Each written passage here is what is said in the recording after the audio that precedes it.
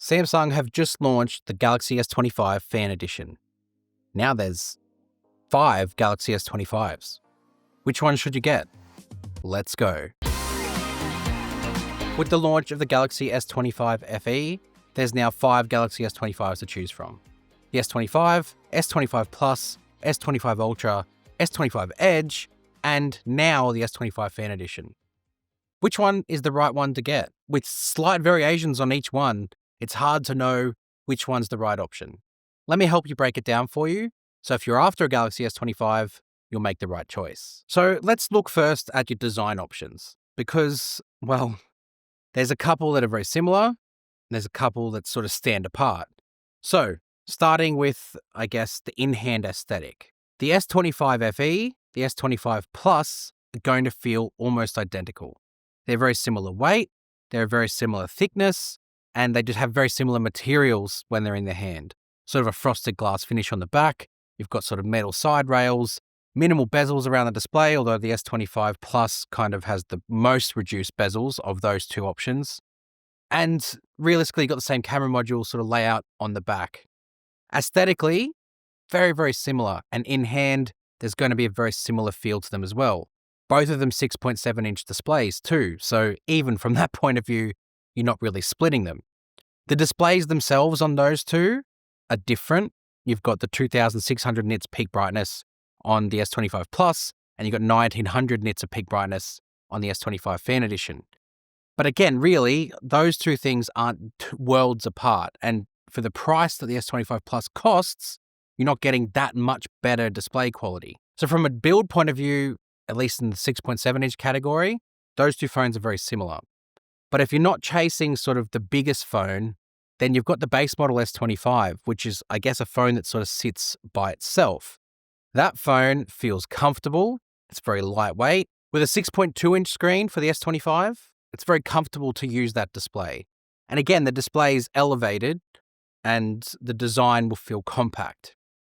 But then there's a different one in the mix as well that Samsung threw in this year, the S25 Edge, which is as light as the small compact S25, but much thinner, but the screen size is as big as the S25 Fan Edition and the S25 Plus. It's already hurting my head and I'm barely into this video. From those 4 options, you've got thin and light, but big. So if you wanted a big phone, but you didn't want a heavy phone, S25 Edge from a design standpoint will suit you. Then you've got big, a bit heavier, feels a bit probably heftier in the hand, of course it does, it weighs more, and you've got the big displays. That you've got the Plus or the Fan Edition. But if you want compact and light, then you've got the small S25. If none of that sounds appealing to you and you just want the biggest phone, the best specs possible from a design point of view, then of course you've got the Ultra. This weighs the most, but for its size is actually really nicely balanced. 218 grams with a 6.9-inch screen. Design-wise, feels phenomenal, but slightly thicker, and that's to accommodate some of the other things that we'll get to later in the video. So design-wise, you've really got a choice to make. Do you want a big phone that feels light or a big phone that feels heavy, but then also does more, or do you want a compact phone? They're your design aesthetic choices. Display-wise, well, there's one display that for me is the best of the lot. That's the Ultra. But of course, you pay for that. The Ultra's display, not only does it have all the other things that the S25 Edge, S25, the Plus have, but it's also got that anti-reflective nature built into the glass. And that, for me, separates this phone display-wise from everything else. But if you're not too bothered by that, then any of the other displays will suit you fine. There's really nothing to split apart from the peak brightness between the Fan Edition up to the S25 Plus. It's just a matter then of which screen size you want. Well, you've got 2 options. 6.2-inch for the base, or do you want a 6.7-inch screen? They're your options. Or do you want to go the Ultra 6.9? And then from there, after the design point of view, you move into the cameras. And this is where I guess things sort of separate a little bit because you need to really figure out what you're after in a camera. Right now, I'll say it, if you want Samsung's best camera system, don't even look at anything below the Ultra because this is Samsung's best camera system, hands down.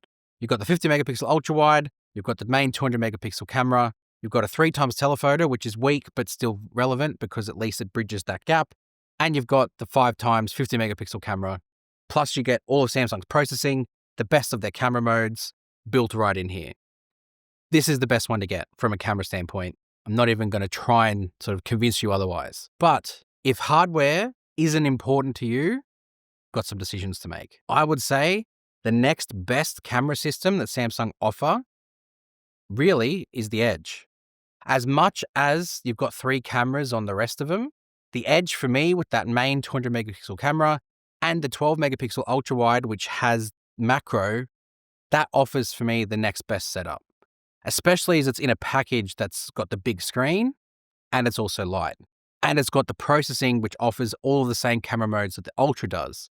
There's nothing really lagging behind with that. So the Edge for me would probably be my next pick from a camera system. And then of course it's the S25 and S25 Plus, which offer the next best two, and then the FE at the bottom. But then you've got to flip it and look at price, because the Fan Edition offers you a similar setup as the Plus and the base. You've got the triple camera, ultra wide, 50 megapixel main camera, which is the same as the other ones, and a weak 8 megapixel 3x telephoto. That could be a problem, that camera specifically. But again, from a price to performance ratio between the S25 Fan Edition, the base model S25 and the Plus, the FE, I believe, comes out on top because it gives you the similar sort of hardware in terms of flexibility, and it gives you camera modes, decent processing, even though it's using last year's chip, and the price is good. That could be the solution from a camera standpoint if you wanted to sort of save a bit of money. Doing a side-by-side camera comparison, what are you going to see? You're going to zoom in, see like a slightly shade of blue different or a different sort of resolution with video. It's really not going to sell and move the needle. Ultimately, it will come down to what you want from it. And really, do you want to spend a lot and get the best, or do you want to save a bit of money and get a good middle ground? Fan Edition offers that. Then we sort of slide across into performance. And this is where I think there is some difference here, because with the S25 series, full lineup, the S25, the Plus, and the Ultra, all using Snapdragon. You got the Snapdragon 8 Elite for Galaxy. And from a performance on paper standpoint, geez, it's leagues ahead of last year's Exynos 2400. Really, from a performance standpoint, at least regarding to the chip, the Fan Edition won't stand up to the S25 full models. The Edge, the Plus, the Base, and the Ultra. They all use the 8 Elite for Galaxy, which is this year's. But, and there's a but coming, price to performance ratio, I think the Fan Edition will actually have you ahead in everyday sort of stuff. If you are not needing to do things like intense video editing, which you can do on the Fan Edition anyway, if you are not needing to do sort of photo editing in Lightroom, again, you can still do it on the Fan Edition. Or if you don't want to do like intense gaming, again, though you can still do it on the Fan Edition, then the Fan Edition might not be the best solution, but it can get the job done should you need it. But performance has other metrics, at least on paper. The Fan Edition this year has a 4,900 milliamp hour capacity battery, matching the 4,900 on the S25 Plus. And for me, with a processor that's not going to be as power hungry, with a display that doesn't push as bright, that could be the solution. The Fan Edition could be your option from a battery longevity point of view. Also now, because the Fan Edition charges at 45-watt fast charging, giving you that extra top-up of battery quicker, matching the Ultra and matching the Plus. Battery-wise, the Edge 3900, Samsung did some special magic with this battery in optimizing it because it actually lasts a long time, much more than I was anticipating. So I think that's actually going to be a sort of a dark horse when it comes to battery. And then you've got the 4000 in the base model S25, which again, could do you really well with a much smaller display.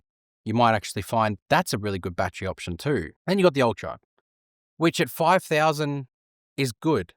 I would say it's not the greatest Samsung battery life. The S23 Ultra for me has that crown, but it does a good job. 8 Elite for Galaxy is a very power hungry chip.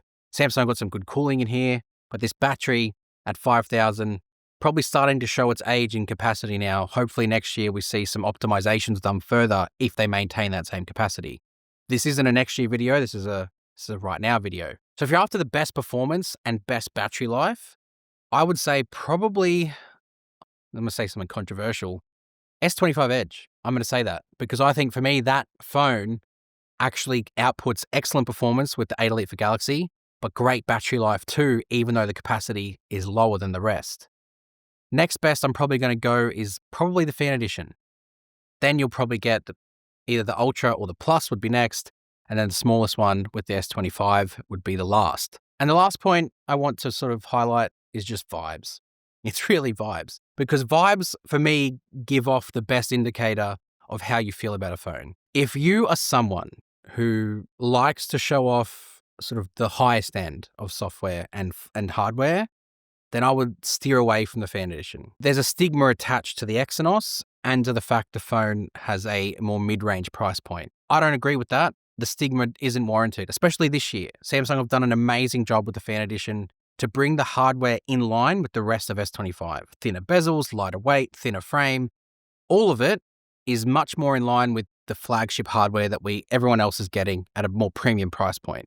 But it's still there because it's got that FE tag next to it. If you don't care about that, if you are after the best of what Samsung can offer at a price point that suits you or suits your wallet, and quite frankly, would suit everyone's wallet more, then the Fan Edition actually offers you a great balance. Good performing chip for everyday social media stuff, really everyday phone stuff. Good set of cameras, or at least a good main camera with some flexibility either side of it. Great display, great feel in the hand, good performance.